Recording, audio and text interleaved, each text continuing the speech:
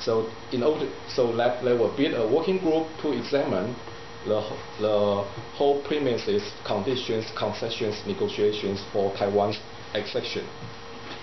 So it creates actually a precedent in the international legal regime after Taiwan's exclusion from the UN in 1971. To address China's requirement that China should access to get before Taiwan, so as I mentioned, they need to find some creative way. So the chairman of the council made a statement. This is a list here. So the council should give full consideration to all views expressed. In particular, that council should examine the report of the Working Party on China and adopt the protocol for PRC's accession before examining the report and adopting the protocol for Chinese Taipei, while noting that the Working Party report should be examined independently. But actually, the last word independently has annualized the whole words before, because this statement has rejected China's demand bluntly. It also makes clear that Taiwan's and China's accession should be handled independently. And it means that there is no legal linkage between them. And actually, Taiwan's Working Party report was finalized 3 years ahead China's in 1999. And at that time, US negotiators has used China's stubbornness on Cross-Straits political issue as a leverage to press China to more concession by threatening it will allow Taiwan to join the WTO before China. So actually China has suffered a lot by this negotiation procedure. So their accession protocol actually is really disadvantage for China because of this historical background.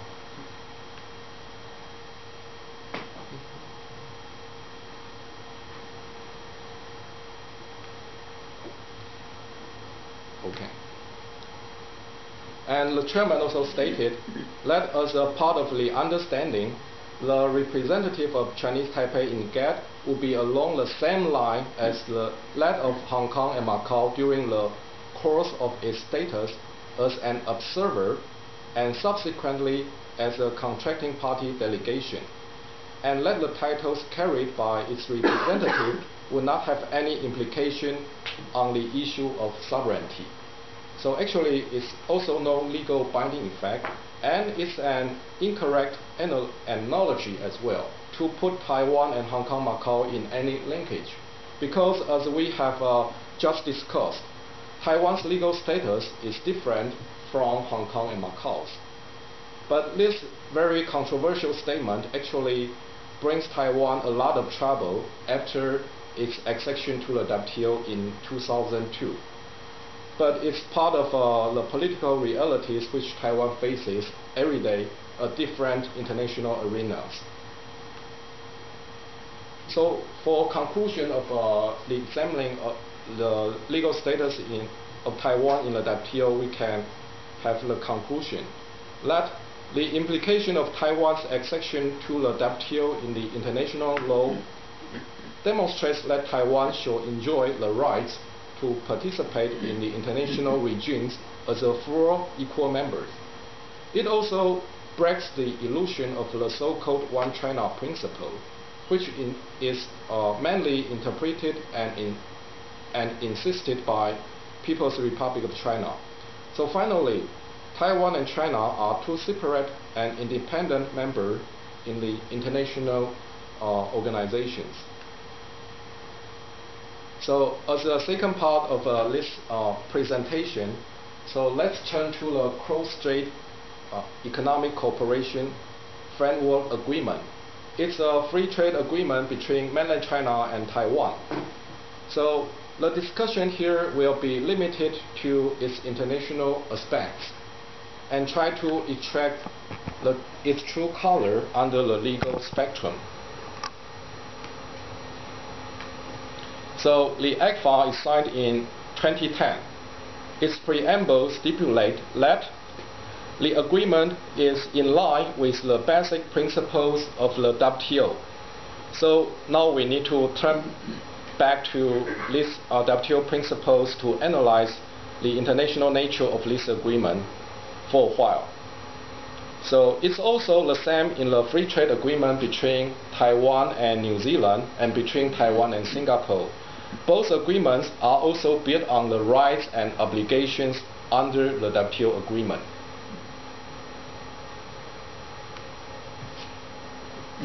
So in the WTO agreement in 1994, state and separate custom territory are both eligible members of the WTO, which share the same rights and bear the same obligation under the WTO agreement.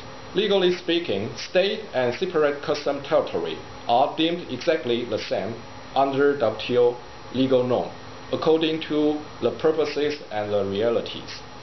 Actually, this article is only designed for Taiwan's accession in 1994, because at that time all of the colonial territories have become independent or a stable overseas territory status, and Taiwan is the only separate custom territory on this globe. Was considered to apply this article to accede the WTO at that time, and probably in the future this article will only apply to Taiwan as well. So furthermore, according to WTO agreement explanatory notes, the term country or countries as used in this agreement and the multilateral trade agreement are to be understood to include any separate custom territory member of the WTO. And it should be understood that in the multilateral trading system should include Taiwan by resolving such sovereign issues. Country and all separate custom territory are equivalent subject under the multilateral trade legal system. And it is also recognized that the participation of Taiwan in the international system is indispensable.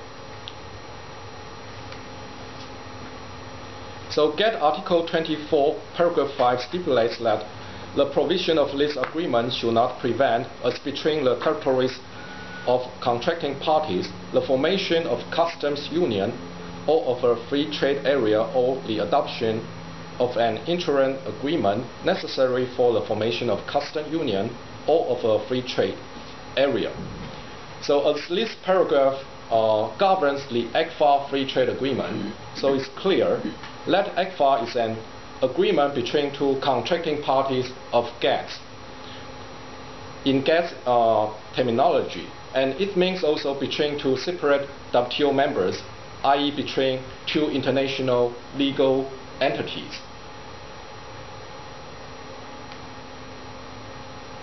So then it's really, so now come to the conclusion of the discussion.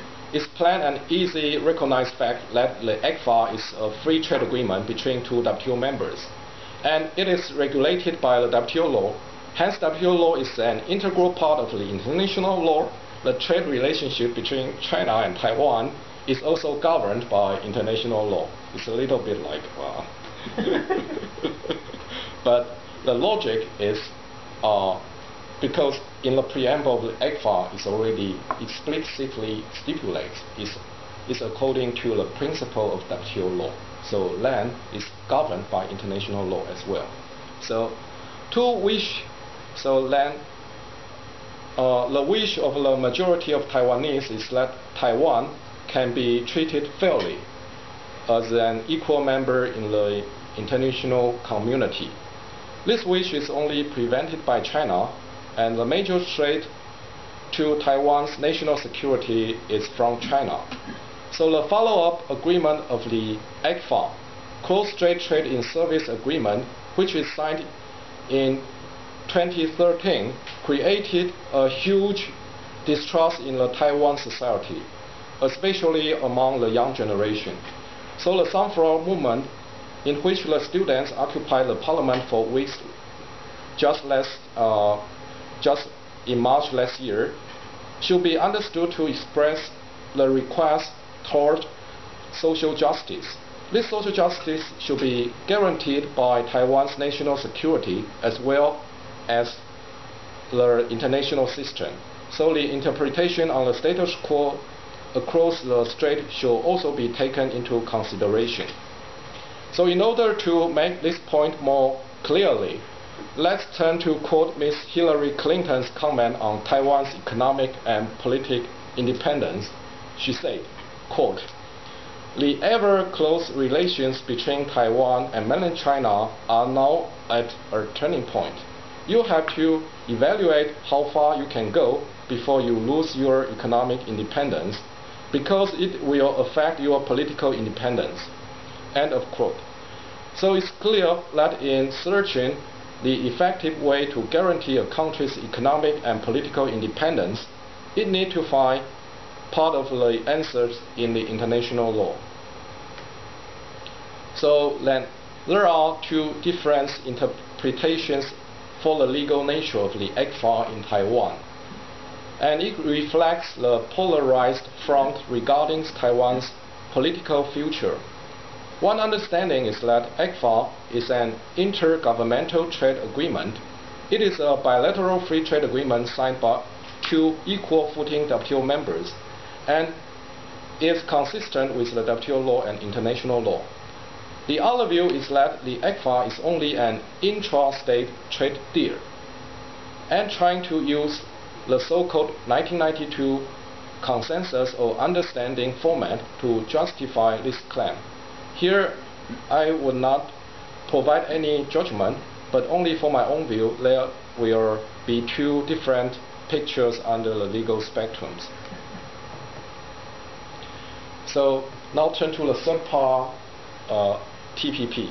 So the question here is, why is TPP relevant to Taiwan's national security?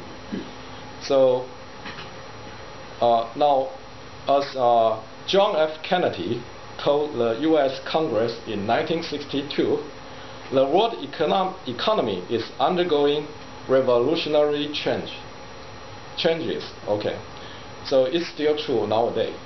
So the TPP is described as a comprehensive, high standard and a 21st century trade agreement to cope with the trade-related evolving global challenges. So these are the issues such as environment, labor rights, intellectual property rights, state-state trade dispute settlement mechanism, investor-state dispute, and the regulatory coherence.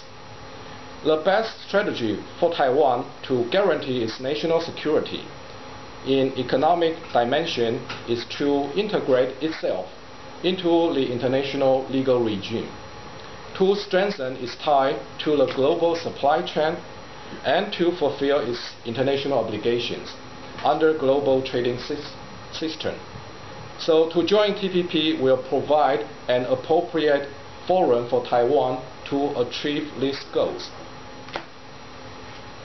So first, the environment and climate change issue. The TPP presents an opportunity to address a range of the environment and climate issues. Because of the U.S. economic size and strategic importance for other TPP parties, its approach to the environment issues will significantly influence the outcome. The so-called 2007 bipartisan trade deal of the U.S. Congress provide an instructive direction for the possible outcome. So it envisions U.S. FTAs including a list of multilateral environmental treaties or agreements, MEAs, that the FTA parties must enforce. And furthermore, the enforcement of the MEA is subject to the FTA's dispute settlement mechanism. Since Taiwan is denied participation in any of the multilateral environmental agreements, Taiwan's membership to the TPP will link Taiwan with these international legal regimes through TPP.